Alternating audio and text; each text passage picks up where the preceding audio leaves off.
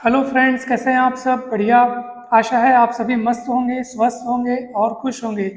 Friends, आज हम एक ऐसी स्टोरी सुनने जा रहे हैं जिसको सुनने के बाद आपकी सोच एकदम बदल जाएगी। आपके समझने और अनुभव करने के तरीके में भी परिवर्तन आएगा और आप हमेशा खुशी का अनुभव करेंगे। कभी भी आपके जीवन में कोई भी दुख आएगा तो आप तुरंत अपने मन को, अपने विचारों को चेंज करके बहुत ही सुख का और खुशियों का अनुभव करेंगे। आज हम इसी बात पर चर्चा करने वाले हैं। स्टोरी कुछ इस प्रकार है दोस्तों कि एक बार एक गांव में एक मंदिर था और वहाँ का पुजारी बहुत ही आध्यात्मिक प्रवृत्ति का था। सुबह से शाम तक ईश्वर की पूजा पाठ में उसका मन लगा रहता। ईश्वर की पूजा के साथ साथ वो समाज के लिए भलाई के कार्य भी करता था। समाज के लोगों को सही राह दिखाना, उनका मार्गदर्शन करना, इन सभी कार्यों में वो अपने आप को व्यस्त रखता था और उस गांव में उसकी बहुत ख्याति भी थी। मंदिर में आने वाले लोगों को वह साक्षी भाव से देखता था। उसकी रुचि इसमें भी थी कि कौन कौन आ रहे हैं, किसने किसने क्या प्रार्थनाएं की, किस किस तरीके से लोग प्रार्थना कर रहे हैं, दर्शन के लिए लोग कैसे आ रहे हैं। ये सब दृश्य वो साक्षी भाव से देखता था और उसको अच्छा लगता था। एक बार उस गांव में अकाल पड़ गया। अकाल पड़ गया और तबाही मच गई। बारिश होनी बंद हो गई। लोग इधर उधर बहुत ही बेचैन हो गए। उनको समझ नहीं आ रहा था क्या करें। उस पुजारी ने देखा कि ऐसे हालात में मंदिर में आने वालों की संख्या बहुत बढ़ गई है। भारी तादाद में लोग मंदिर आ रहे हैं, भगवान से प्रार्थनाएं कर रहे हैं। कोई झुक के प्रार्थना कर रहा है, कोई रो के प्रार्थना कर रहा है, कोई बहुत देर तक बैठ बैठ के प्रार्थना कर रहा है। घंटों लोग प्रार्थना में डूबे हैं। तो पुजारी ने ये सब जब देखा तो उसने सोचा कि समस्या तो बड़ी विकट है। गांव में अकाल जो पड़ा है तो बहुत गंभीर समस्या है और ऐसे में लोगों की संख्या जो कि मंदिर में आ रहे हैं उनकी संख्या भी बढ़ गई है। पहले तो इतने लोग आते नहीं थे। और फिर उसने सोचा कि लोग इतनी ज़्यादा संख्या में मंदिर आ रहे हैं, ईश्वर से इतने ज़्यादा मतलब कि दिल से इतनी प्रार्थना कर रहे हैं, रो रो के प्रार्थना कर रहे हैं, फिर भी ईश्वर इनकी प्रार्थना स्वीकार करने में लेट क्यों कर रहे हैं? वो उनकी समस्याओं को सुलझाने में किस प्रकार की देरी, आखिर देर क्यों कर रहे हैं? ये सवाल उस पुजारी के मन में उठा। फिर पुजारी जब रात्रि काल में अपने अपने कक्ष में गया सोने के लिए तो सपने में ईश्वर ने उसे दर्शन दिए और पुजारी ने वही प्रश्न ईश्वर से किया कि हे प्रभु, कि आप इनकी समस्याओं को सुलझा क्यों नहीं रहे हैं? मेरी आपसे विनती है कि कृपया करके इनका इनकी जो प्रॉब्लम है वो उनको दूर की जाए। मेरी प्रार्थना स्वीकार करें प्रभु। ईश्वर ने कहा ठीक है, ऐसा ही होगा। और दूसरे दिन बहुत बारिश होने लगी। जितना अकाल पड़ा था सब दूर हो गया। सब खुशी में झूमने लगे। उस पुजारी के मन में फिर एक सवाल उठा कि ऐसा क्यों कि ये लोग इतने दिन से प्रार्थना कर रहे हैं, इतने झुक झुक कर प्रार्थना कर रहे हैं और भगवान जी उनकी प्रार्थना सुन नहीं रहे थे। और मैंने एक बार प्रार्थना करी, मेरी प्रार्थना भगवान ने एक बार में स्वीकार कर ली, उसका चमत्कार भी दिखा दिया। फिर से ईश्वर जी से उन्होंने बात करने का सोचा पुजारी जी ने। तो फिर से उनके स्वप्न में ईश्वर जी आए। जो आध्यात्मिक व्यक्ति रहते हैं वो अपने ध्यान की अवस्था में या यूं कहें कि स्वप्न अवस्था में अ, ईश्वर से बातचीत कर लेते हैं। तो ईश्वर जी से उन्होंने फिर प्रश्न पूछा कि हे प्रभु, ऐसा क्यों कि इन गांव वालों की प्रार्थना आप इतने दिन से सुन नहीं रहे थे और मेरी प्रार्थना आपने एक बार में स्वीकार कर ली? इसका क्या रहस्य है प्रभु? तो प्रभु ने कहा कि ये गांव वाले, जब इन पर कोई विकट समस्या आती है, जब कोई तकलीफ आती है, तभी मेरे पास प्रार्थना के लिए आते हैं। और बाकी दिनों में तो ये मुझे पूर्णतः भूल जाते हैं, कोई ख्याल नहीं रहता। प्रार्थना करने न सही, अगर ये अपने सुख के दिनों में कम से कम मुझे याद कर लेते, मुझे उन सुखों की गवाही देने आ जाते, अर्थात अपने सुख की बातें भी अगर मुझसे शेयर कर लेते तो मुझे इन पर मैं इनकी बात तुरंत सुन लेता। लेकिन दुख के समय में याद करना और सुख के समय में भूल जाना, ये ठीक नहीं है। आपके जीवन में अगर सुख है, आपका सब कुछ बढ़िया चल रहा है, हर तरफ से अच्छे कार्य हो रहे हैं, आपको हर तरफ से खुशियाँ प्राप्त हो रही हैं, तो आपको उस समय में भी ईश्वर को नहीं भूलना है, जिसके कृपा के कारण ही आपको वो सब प्राप्त हुए हैं। तो आपको उनको नहीं भूलना है। आप उनको धन्यवाद दे दीजिए, शुक्रिया कीजिए कि हे प्रभु, आपकी कृपा से ही मुझे ये सब कुछ प्राप्त हुए हैं। आपका बहुत बहुत धन्यवाद, आपकी कृपा यूं ही बनी रहे। आप ईश्वर को धन्यवाद देंगे तो आपके जीवन में वो समस्त चीज़ें जिनके लिए आप इतना खुश हो रहे हैं, वो चीज़ें और भी बढ़ते जाएंगी दोस्तों। जी हाँ, आप ईश्वर से शेयर कीजिए कि हे भगवान, मेरे साथ आज ये अच्छा हुआ। जैसे हम दुख की बातें शेयर करते हैं कि मेरे जीवन में ये बुरा हो गया, वो अच्छा नहीं हो रहा है, हे भगवान इसे संभाल लीजिए, ये ऐसा हो जाए प्लीज़ प्लीज़। ऐसे हम ईश्वर से जब दुख के दिनों में दुआ करते हैं, तो हमें सुख के दिनों में भी अच्छी बातें शेयर करनी चाहिए। जैसे आप जब आपके साथ कुछ अच्छा होता है तो हम उनको शेयर करते हैं अपने फ्रेंड के साथ, अपने फैमिली मेम्बर्स के साथ शेयर करते हैं ना, आज मेरे साथ ये हुआ, फिर मैंने ये किया, फिर मुझे ये प्राप्त हुआ, मुझे बहुत खुशी हुई। तो वो खुशी की बात, वो भले की बात आप ईश्वर के साथ भी शेयर करें। ईश्वर को बताएं, मन ही मन बताएं, मन ही मन बताएं या मंदिर जाकर के बताएं, लेकिन भगवान से वो बात आप जरूर शेयर करें और उनको धन्यवाद दें कि हे प्रभु, आपकी वजह से ये सब कुछ बहुत ही सुलभ तरीके से मेरा जीवन जो है वो चल रहा है। कहीं कोई समस्या नहीं है। अगर एक आध दो समस्या हैं भी तो वो भी मेरे भले के लिए हैं। मुझे पता है आपने मेरे जीवन में जो समस्याएं एक आध तो भेजी भी हैं, तो वो मुझे निखारने के लिए भेजी हैं, उनमें मेरा विकास होना ही छिपा हुआ है। अगर आप ऐसा कहेंगे दोस्तों, तो वाकई में वो समस्याएं जो इक्का दुक्का आपके जीवन में है भी, वो आपके लिए वरदान बन जाएंगी। ये बात जब ईश्वर ने उस पुजारी से कही कि भाई वो सुख के दिनों में भी मुझे याद करते, केवल दुख के दिनों में अगर याद ना करते तो मैं उनकी प्रार्थना तुरंत सुन लेता, एकदम तुरंत स्वीकार कर लेता। तो पुजारी जी ने उनकी बात, ईश्वर की बात समझ ली। और फिर जब वो समस्या टल चुकी थी, उस गांव में अकाल जो पड़ा था वो अब दूर हो गया, तो फिर से पुजारी ने ये देखा कि फिर से मंदिर में आने वाले लोगों की संख्या फिर से कम पड़ गई। पहले जो अकाल के समय इतने सारे लोग मंदिर आते थे, अब फिर से कम आने हो गए, क्योंकि समस्या अधिकतर लोगों के जीवन में कम हो चुकी थी। कुछ कुछ लोग मंदिर आ रहे थे जिनके जीवन में निजी उनकी व्यक्तिगत समस्याएं थी। अकाल तो सर्वव्यापी समस्या है, पूरे गांव पर उनका प्रभाव पड़ना था, इसलिए सब लोग सामूहिक रूप से प्रार्थना करने आ रहे थे, ग्रुप में प्रेयर कर रहे थे, रुक रुक कर बहुत घंटों बैठ बैठ कर प्रेयर कर रहे थे। और अब जिनके जीवन में कुछ व्यक्तिगत या निजी समस्याएं हैं, वही गिने चुने लोग मंदिर आ रहे थे। तो पुजारी जी ने एक बार लोगों को पूछा कि भाई आप लोग का मंदिर आना आजकल कम क्यों हो गया है? पहले तो आप लोग बहुत मंदिर आते थे, डेली आते थे, प्रार्थनाएं करते थे, ईश्वर से झुक झुक कर प्रार्थना करते थे और दंडवत प्रणाम करके अनेक तरीकों से फिर रो रो कर प्रार्थना करते थे। और अब तो आप लोग बहुत कम आते हैं मंदिर, क्या कारण है? तो सबके अपने अपने कारण थे कि मुझे काम में जाने में देरी हो जाती है, मुझे दूसरे शहर की ओर रोज अप डाउन करना पड़ता है, तो मेरी गाड़ी समय पे नहीं मिलती है। ऐसे सबके अपने अपने एक्सक्यूज थे, सबकी अपनी अपनी बातें थी, सबके अपने अपने कारण थे। तो पुजारी को जो ईश्वर द्वारा बताई हुई बात थी, उसके प्रमाण मिल रहे थे। सही था, काम तो उनको तब भी पड़ रहा था, लेकिन वो ईश्वर के लिए समय निकाल रहे थे क्योंकि उनके जीवन में दुख था। काम उनको अब भी पड़ रहा है, लेकिन सब कुछ अच्छा चल रहा है, इसलिए वो भगवान के लिए समय नहीं निकाल रहे हैं।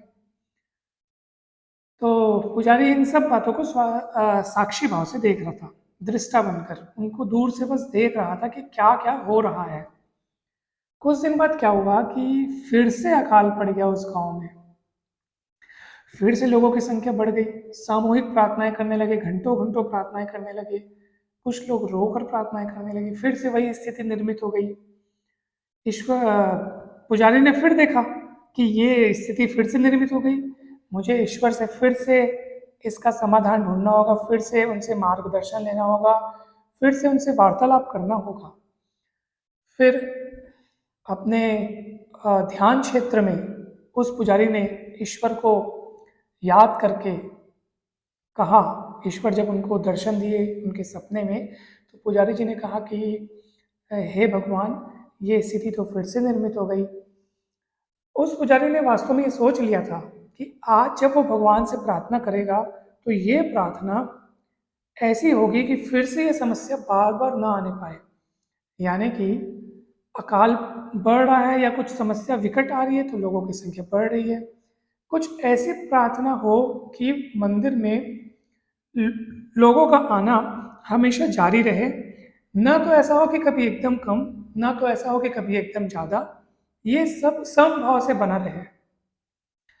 तो ये पुजारी ने अपने मन में सोच लिया था कि मैं ईश्वर से ऐसा कुछ मांगूंगा, ऐसा कुछ कहूँगा, उनसे ऐसे इस तरीके से उनसे प्रार्थना करूँगा कि ये सब कुछ जो अचानक से विकट परिस्थितियों में लोग एकदम भयभीत हो जाते हैं, बेचैन हो जाते हैं, ये न हो, वो समभाव से अपना जीवन जिए। तो ईश्वर से उस पुजारी ने कहा, हे प्रभु, आज मैं आपसे एक प्रार्थना करता हूँ और यही मेरी अंतिम प्रार्थना है, ताकि लोग जो हैं इतने समस्याओं के दिनों में इतने परेशान होकर इतनी भारी संख्या में मंदिर आते हैं और सुख के दिनों में बिल्कुल नहीं आते हैं, ये बैलेंस जो है ये मैं इक्वल करना चाहता हूँ, ताकि उनका आना जाना सुख दुख के दिनों में समान बना रहे। इसके लिए मुझे आपसे एक चीज़ की रिक्वेस्ट है, एक बात की प्रार्थना है बस। ईश्वर ने उनसे कहा, जरूर बताइए। तो पुजारी ने कहा, आप मंदिर की मूर्ति को ऑन कर दीजिए। जी हाँ, आपको सुनने में थोड़ा नया लग रहा होगा, मंदिर की मूर्ति को ऑन कर दीजिए। इसका अर्थ आपको थोड़ी देर बाद समझ में आएगा दोस्तों।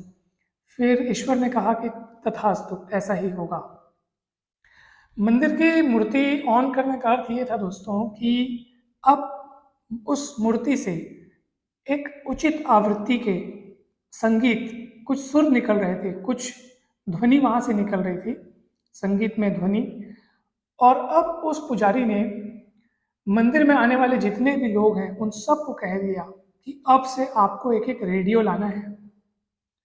तो लोगों ने स्वीकार किया, क्योंकि उनको मंदिर भगवान जी के दर्शन करने आने थे। तो सब ने एक रेडियो लाया अपने साथ, और हर व्यक्ति रेडियो ला करके उस मूर्ति में से निकलने वाला जो म्यूजिक था, जो ध्वनि था, उस ध्वनि की फ्रेक्वेंसी के अनुसार अपने रेडियो को मैच किया। मतलब दोनों की फ्रेक्वेंसी मैच होनी चाहिए। सभी लोगों ने ऐसा किया। उस दिन से सबने देखा कि उनके जीवन में एक चमत्कारिक परिवर्तन आ गया है। उनके जीवन में सब कुछ अच्छा चल रहा है। अगर कुछ बुरा होता भी था तो वे तुरंत ही अपने मन और अपने विचारों को तुरंत चेंज करके उसमें भी खुशियां ढूंढ लेते थे। यानी कि उनको उस विकट समस्या का अनुभव नहीं करना पड़ता था। दोस्तों देखो, समस्या वही पहले भी थी, अब भी वही समस्या है, मगर हम अपने माइंड की ट्यूनिंग जो है वो चेंज करके उस समस्या को विकराल रूप से अत्यंत छोटे रूप में देख सकते हैं, या फिर उस समस्या को वरदान के रूप में देख सकते हैं। ये हम पर डिपेंड करता है। यहाँ पर म्यूजिक और रेडियो का जो उदाहरण लिया गया है, अब हम उस पर चर्चा करते हैं।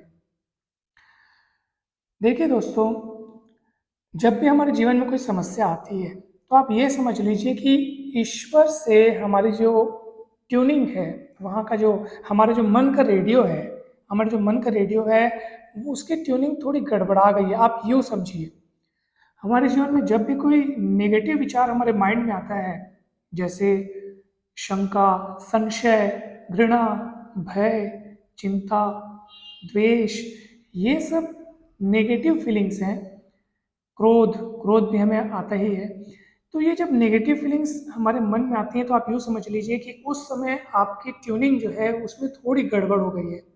अब ट्यूनिंग आप खुद जानते हैं, रेडियो जब हम चलाते हैं तो जिस फ्रीक्वेंसी को आप सेट करते हैं, हर चैनल की एक फ्रीक्वेंसी होती है, उस फ्रीक्वेंसी को जब आप सेट करते हैं तो उस चैनल के जो भी सिग्नल हैं, वहाँ जो कुछ भी चल रहा है, गाने चल रहे हैं या समाचार चल रहा है, कुछ भी अगर चल रहा हो तो वो आपको बराबर सुनाई देते हैं। थोड़ा भी अगर आप इधर या उधर घुमाएंगे तो गड़गड़ाहट चालू हो जाती है। अर्थात आपको शुद्ध और स्पष्ट ध्वनि कब सुनाई देगी? जब आप ट्यूनिंग सही करें, एग्जैक्ट फ्रिक्वेंसी के हिसाब से आप ट्यूनिंग करेंगे तो आपको स्पष्ट ध्वनि सुनाई देगी। ठीक वैसा ही आपको करना है। जब भी आपके जीवन में कभी भी आपके मन को बेचैन करने वाले विचार आपके पास आए तो आप यूँ समझ लीजिए कि मुझे अपने मन के रेडियो को ट्यूनिंग करने की ज़रूरत है। ट्यूनिंग किसके साथ करनी है? ईश्वर के साथ करनी है। आप ट्यून कीजिए और तब तक अब आप कहेंगे कि कैसे पता चलेगा कि ट्यून हुआ है कि नहीं, या कैसे ट्यून करना है? आप कोई भी परेशानी आ रही है आपको, आप उसको ईश्वर को सौंप दीजिए, उसको स्वीकार करिए। यूँ समझिए कि ये आपका ही पार्सल है, अर्थात ईश्वर के द्वारा भेजा हुआ कोई चीज़ है। कुछ पुराना चुकाना था, वो अब चुक रहा है समस्या के रूप में। आपके जीवन में समस्या आ रही है था, इसका अर्थ ये है कि कुछ पिछले जन्मों की या कुछ भूतकाल की हमारे द्वारा की गई कुछ ऐसे ऐसे कर्म या गलतियां हैं जिनका पार्सल, यानी जिनका भुगतान अब हमको मिल रहा है। अगर आप ये समझेंगे तो आपके मन में तुरंत उस समस्या को देखने का नजरिया बदल जाएगा। सीधी सी बात है। आपको केवल ट्यूनिंग सेट करनी है। जैसे ही आप ट्यून सेट करेंगे ना, आप एकदम से रिलैक्स हो जाएंगे। वो समस्या अब आपको समस्या नहीं लगेगी। किसी के ऊपर आपको क्रोध आ रहा है, आप शांत हो जाइए, अपनी सांसों पर ध्यान दीजिए और ईश्वर के साथ अपनी ट्यूनिंग कीजिए। एकदम शांत हो जाइए, सांसें लीजिए धीमी धीमी या गिनती गिनिए। गिनती गिनने से आपका घटना से ध्यान थोड़ा हटेगा और जितना हो सके उस समय मौन रहने का कोशिश करें। मौन रह रहे हैं इसका अर्थ ये है कि आप उनको प्रत्युत्तर नहीं देंगे, और आप जब उनको जवाब नहीं देंगे तो वो बात तुरंत समाप्त हो जाएगी। अगर आपके मन में चिंता हो रही है, फिर से ट्यूनिंग सेट करने की जरूरत पड़ गई, ट्यूनिंग गड़बड़ा गई, हर नेगेटिव विचार आया मतलब ट्यूनिंग गड़बड़ हुई, और ट्यूनिंग गड़बड़ हो रही है मतलब आपको ट्यून सेट करना है। ट्यून सेट करने का अर्थ यह है कि आपको ईश्वर से प्रार्थना करनी है कि हे ईश्वर, मेरे मन में ये जो नेगेटिव विचार आ रहे हैं उनको शीघ्र अतिशीघ्र दूर कीजिए, ताकि मैं आप पर अपना ध्यान अच्छे से लगा सकूं, अपने कार्यों को खुशी खुशी कर सकूं, और मेरे सारे कार्य आपको समर्पित हैं। मेरा जीवन आपको ही है, आप पूरा जीवन आपको समर्पित है, और मेरे लिए क्या अच्छा है क्या बुरा है इन सब की परख या इन सब के बारे में जानकारी आपको है। तो मेरे लिए जो अच्छा है भगवान वही करें। जब आप ऐसा कहेंगे तब आपको मन बहुत रिलैक्स लगेगा, आपको बहुत अच्छा लगेगा, और ट्यूनिंग एक बार हो जाएगी तो फिर से वो घटना जो है आपको नुकसान नुकसान तो क्या, आपके मन को विचलित भी न कर सकेगी। तो दोस्तों, कैसी भी फीलिंग हो, कोई भी हो, कुछ भी घटना हो, आप तुरंत ईश्वर के साथ उनको शेयर करें, उनको बताएं। आपको जरूर इनका उत्तर मिलेगा। प्रार्थनाओं में बहुत शक्ति होती है। प्रार्थना ही ईश्वर के साथ ट्यूनिंग करने का रहस्य है। ये ट्यूनिंग करने की बात जो हम लोग कर रहे थे कि अपने मन के रेडियो को ईश्वर के साथ ट्यून करना, अर्थात आपको सच्चे हृदय से प्रार्थना करनी है, न सिर्फ दुख के दिनों में बल्कि सुख के दिनों में। सुख के दिनों में आप ये प्रार्थना कीजिए कि हे ईश्वर, सब कुछ अच्छा चल रहा है, सब आपकी कृपा है, यूं ही अच्छा चलता रहे, आपकी कृपा हम पर सदैव बनी रहे। मेरे लिए जो अच्छा हो आप वही करें, मेरे जीवन में जो आएगा मैं आपकी कृपा समझकर उसे स्वीकार करूंगा। जब आप ऐसी प्रार्थना करेंगे दोस्तों, तो निश्चित ही आपके जीवन में बहुत सकारात्मक परिवर्तन आएगा। आप हर घटना को, हर चीज को अपने लिए एक वरदान के रूप में देखने लग जाएंगे। कोई भी घटना आपको विचलित नहीं कर पाएगी। उस घटना के भीतर छिपा हुआ वरदान ही आपको नजर आएगा और आप उससे बहुत कुछ सीखेंगे। जब आप उसको ईश्वर की कृपा के रूप में ग्रहण करेंगे तो आपको समस्या फिर समस्या लगेगी ही क्यों? बिल्कुल नहीं लगेगी। सो आज के वीडियो में बस इतना ही। मैं आशा करता हूँ कि ये वीडियो काफ़ी आपको अच्छा लगा होगा। वीडियो अच्छा लगा हो तो लाइक ज़रूर करें दोस्तों, और चैनल को अगर अभी तक आपने सब्सक्राइब नहीं किया है तो सब्सक्राइब जरूर करें, और वीडियो अच्छा लगा हो तो शेयर ज़रूर करें दोस्तों। आप सभी का बहुत बहुत धन्यवाद।